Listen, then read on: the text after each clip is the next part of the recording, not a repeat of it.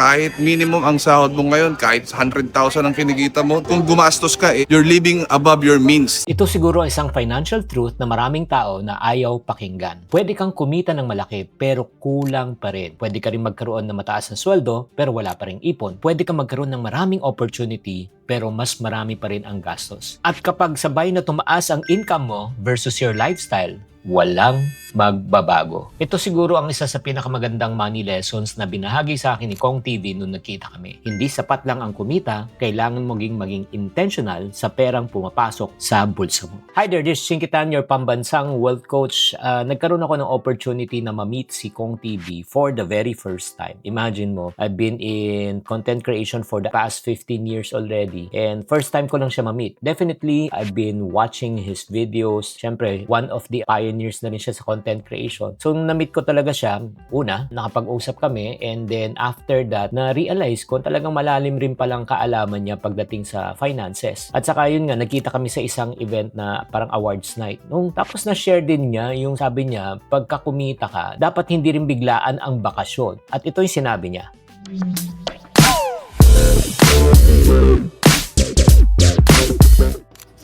Guys, tatanungin natin kung talagang tunay na iponaryo to si yung kasama natin. Ay, hello po. Naku po. Kagagaling ko lang pong bakasyon eh. Pero ano naman, yung perang ginastos namin sa bakasyon, something na pinaglaanan naman namin siya. Pinag-ipunan naman. Pinag-ipunan namin, hindi siya yung parang biglaan lang kasi malayo pa lang, sabi namin, magre-ready kami para sa araw na to. Para pag dumating yung araw na yon, hindi kami yung parang ubos na ubos after nung bakasyon po. So, yun po yung way ko ng pagiging iponaryo. Yeah. Maraming tao ko kasing nakikita pagka kumita na agad, yun nga, yung nagkakaroon na tinatawag, deserve ko to, nagbabakasyon na. Nakikita ang hotel, ang pagkain, destination, pictures, pero sa totoo lang, hindi lang natin nakikita yung preparation bago yung bakasyon. Diba? Like for example, bibili ka na ng ticket, okay, piso sale. Pero alam nyo, hindi lang naman yung piso sale ang babayaran mo. Pati yung local transport, hotel, pagkain, tapos yung entrance fee, di ba? Kunyari, nasa Boracay ka, tapos kunyari, magbabanana boat ka. So, ang dami pang gastusin. Kaya nga sabi niya na hindi dapat to biglaan. Dapat malayo pa lang, nagre-ready na. Alam mo ginagawa nila, nag-iipon sila, nagpaplano sila, at ang goal nila pagkatapos ng bakasyon, hindi ubos biyaya. Alam mo ako, I totally agree, no? Malalim talaga yung pangunawa niya. Siguro dahil din siguro galing rin sa wala at sa hirap, hindi naman nalunod sa ngayong kayamanan. Ito ang tamang pamamaraan ng pag-enjoy sa pera. Hindi masama na magbakasyon. Ang masama, gumastos ka, pero pagkatapos niyan, inutang mo. Diba? Hindi mo siya talaga pinagplanuhan. Ang problema, pag hindi mo pinaghandaan, 3 araw na bakasyon, pero 6 na buwan ka magbabayad sa credit card.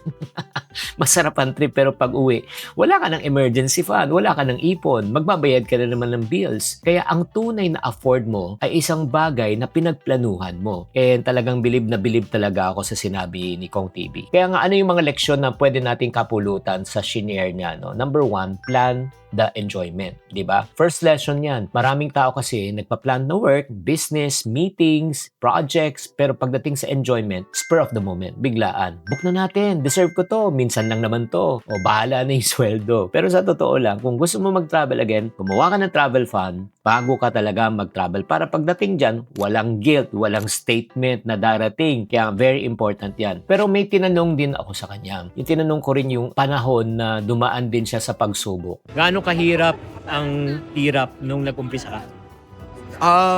Napakahirap po.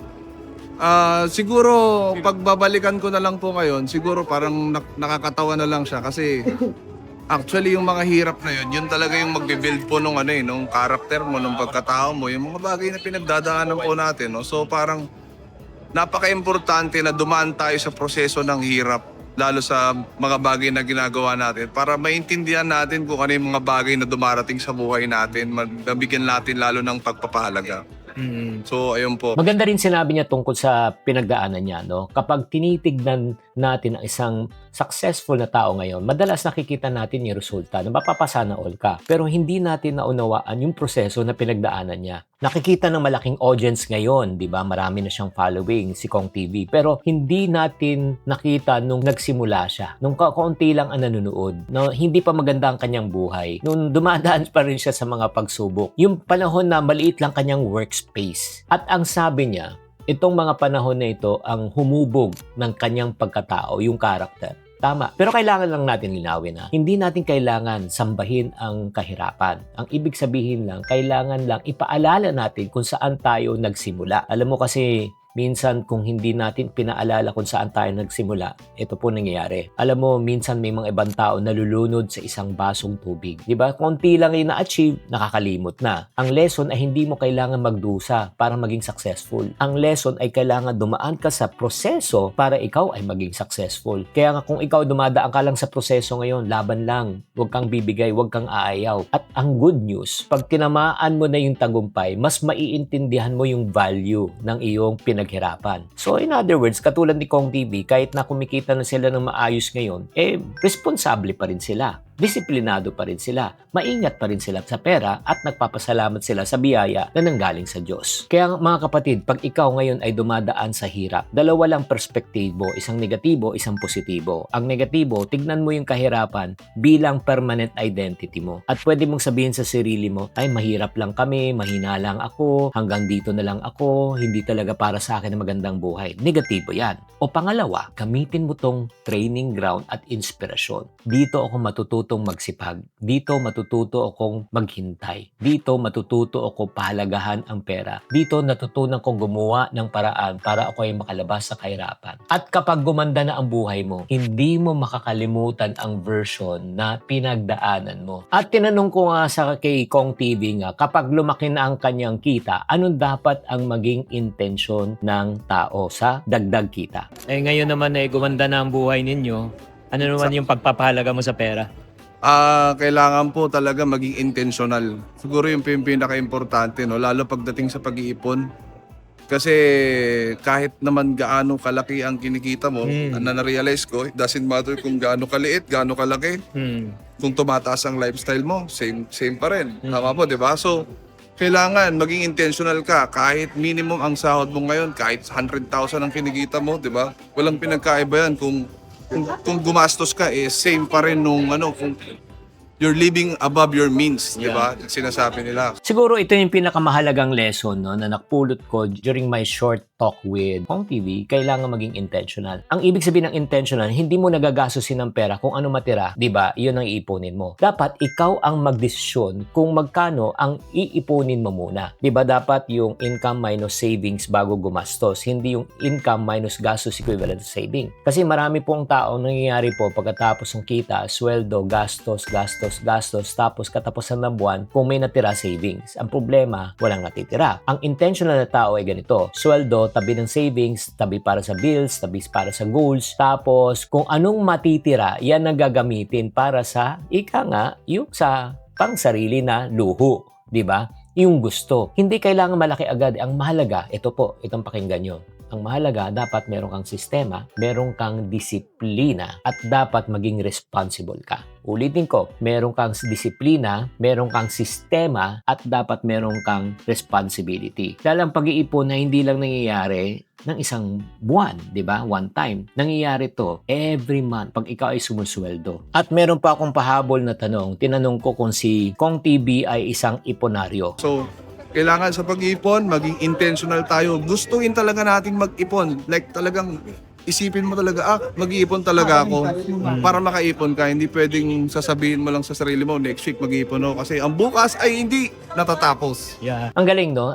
Yun nga, makikita rin talaga natin na tunay na iponaryo talaga si Kong TV at sinasabi nga niya na yung parati na kung next time na lang, next week na lang ako mag-iipon, next month ako magbabudget, kapag lumaki na yung sweldo ko, tsaka na ako magiging responsable. Alam mo, kung ganun parating iniisip natin, nako, marami talaga tayong dahilan. Bakit? May papasok na, may birthday, may sale, may emergency, may bagong gustong bilhin, may bagong lakad. Kung parati lang nauuna parati ang gastos, maniwala kayo, walang matitira. Huwag mo iiwan sa willpower ang pag-iipon. Dapat ang pag-iipon ay intentional, at the same time, kailangan maging consistent ka. Yung meron na lang akong na last na tinanong sa kanya, ano magiging mensahe mo sa mga taong dumadaan din sa matinding pagsubok ngayon sa buhay na dinaanan mo rin? Anong sinabi po niya?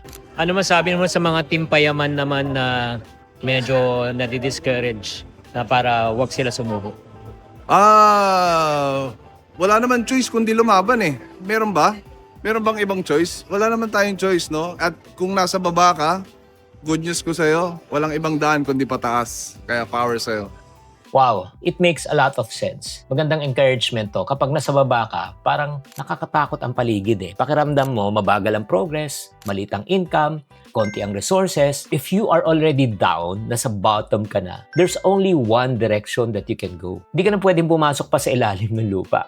There's only one way to go but to go up. Kaya nga, advantage yan ng mga taong nasa baba. Kaya nga, sinasabi ng mga nasa laylayan ng lipunan. Alam mo, pwede mong gawin ngayon, kung ikaw ay nawawalan ng pag-asa, pwede ka mag-aral, dagdagan mo yung skills mo, ayusin mo yung habits mo, kontrolin mo yung gastos mo, palakihin mo yung income mo, bumuo ka ng bagong ikaw, bumuo ka ng bagong opportunities. Hindi naman ibig sabihin na madali po ang pag-asenso, pero posible ang progreso. Hindi mo naman kailangan yung biglaan eh, kailangan lang mag-umpisa ka. Diba? Pwedeng maliit na hakbang, isang utang na nabayaran, 1,000 piso na naipon, isang skill na natutunan, isang maling gastos na naiwasan, isang bagong source ng pagkakakitaan. Alam mo, financial progress is not always dramatic. Minsan, di mo napapansin, tahimik lang siya, pero consistent. Maniwala ka. Darating ang panahon. Katulad ni Kong TV, nasa baba, ngayon pwede ka rin umangat na katulad niya. Kaya mga kapatid, kapag pinagsama-sama mo ang sinabi ni Kong TV, malalaman mo talagang malalim po ang pinagdaanan ng taong ito. Hindi lang to tungkol sa pera, tungkol din to sa iyong pagkatao. Ang taong marunong maghintay, mas handa na humawak ng blessing pag dumating na sa kanya. Ang taong dumaan sa proseso, marunong talagang magpahalaga. Ang taong intentional, hindi basta nadadala lang emotion at pressure. Ang taong marunong mag-enjoy na may limit, hindi kailangan mamili pagitan ng happiness and financial security. Pwede kang mag-enjoy, pwede kang magbakasyon, pwede kang bumili at mag-upgrade ng mga gusto mo. Pero